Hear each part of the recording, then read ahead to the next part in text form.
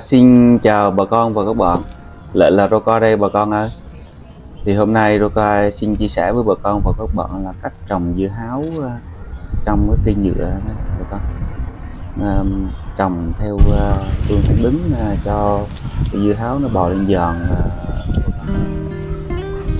Dưa này được 5 ngày tuổi rồi đấy. Thì hôm nay bứng cho trồng, bứng một cách đơn giản thôi, không có gì khó. Nó có tàn xuống này.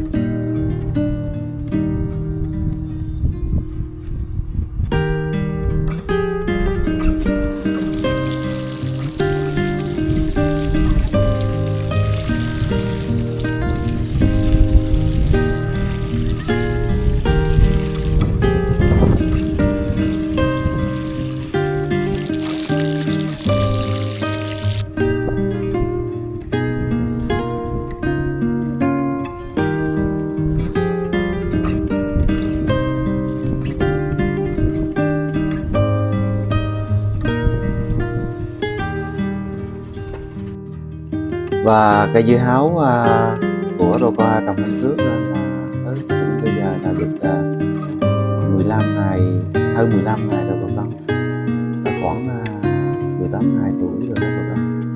Thì cây dưa hấu nó phát triển được 5 lá mầm rồi đó bà con. Bà con thấy nó như thế nào?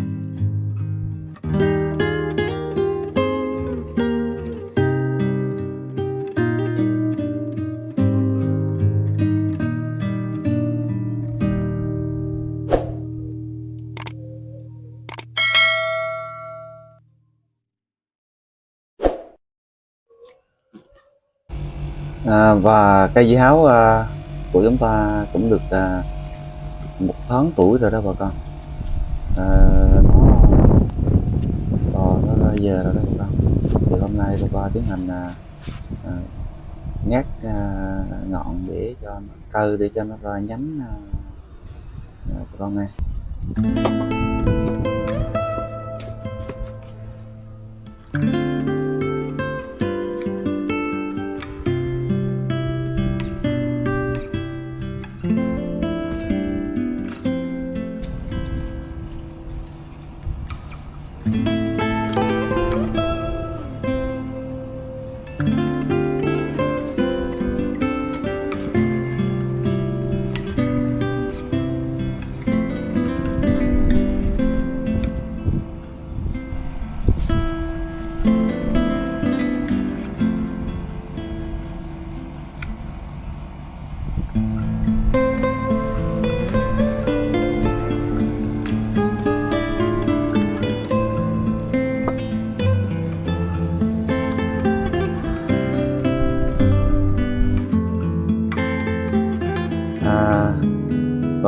nay là tụi con nên đợi xem đợi thì cái cây dưa này đó nứt nhánh giờ còn hơi con tay rồi tụi con đợi thêm thời gian nữa. Bây giờ là hôm tụi con tiến hành làm cái giòn cho nó leo lên bà con ơi.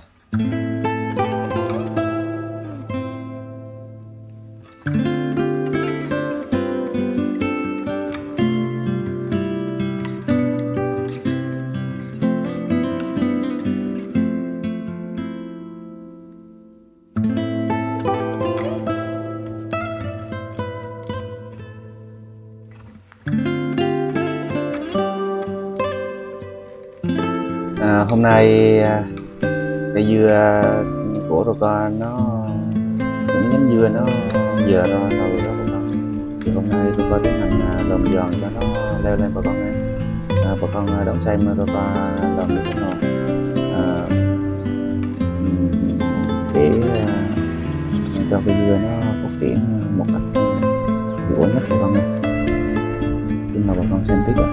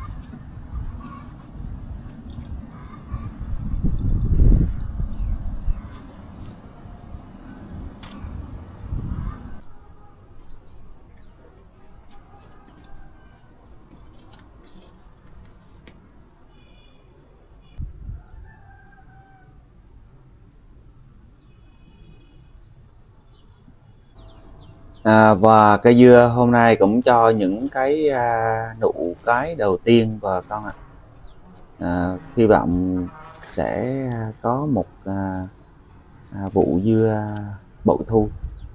À, và những cái trái đầu tiên này sẽ là những trái rất là có giá trị về dinh dưỡng, vì đó là cái quả dưa gốc đó bà con. Bà con tiếp tục đón xem những quả dưa của ROKA trồng nó phát triển như thế nào nghe bà con.